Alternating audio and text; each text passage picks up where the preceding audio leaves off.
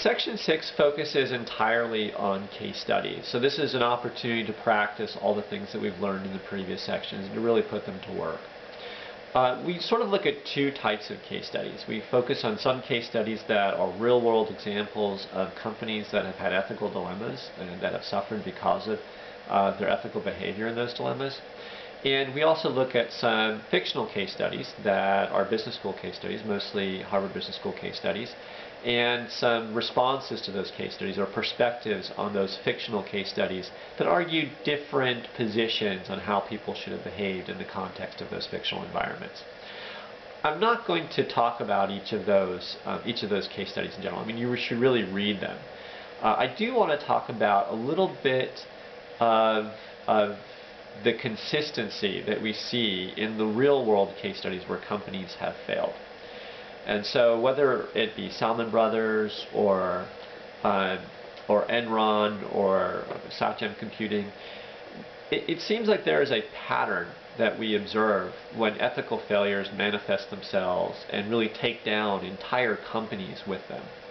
And that pattern involves an excessive focus on short-term goals, on short-term thinking, in a high-incentive, high-powered environment where there's a lot of pressure to deliver or to meet a specific monetary objective in a very short duration. And there's not much oversight. The management really expresses or betrays a lack of concern for the long run and sort of tacitly endorses a type of behavior which we would consider unethical. In a lot of these cases, there is a short-term payoff.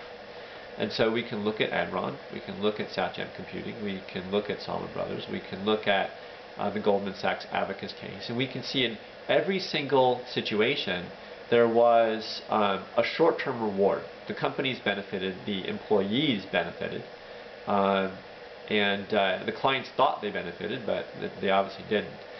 And then at some point later, the ethical failures of the individuals involved and the companies involved later manifested long-term penalties, long-term harm to the clients, long-term harm to the shareholders, and long-term harm to the employees, to virtually every stakeholder involved with the company. Typically, these high-pressure situations created strong incentives or reinforced by strong incentives by a management that turned a blind eye to ethics. And then at some point when things started to go bad, the management attempted to cover it up. So rather than come clean, they sort of doubled down on their ethical failures. And in the end, everything sort of blew up. So we see this pattern again and again, not just in companies, but it's actually, we can see it within individual careers, where individuals make decisions that benefit or appear to benefit themselves in the short run, but then later, in the long run, ultimately cause harm to them and to their companies. So that's just a thought to keep in mind as you read through all of these case studies.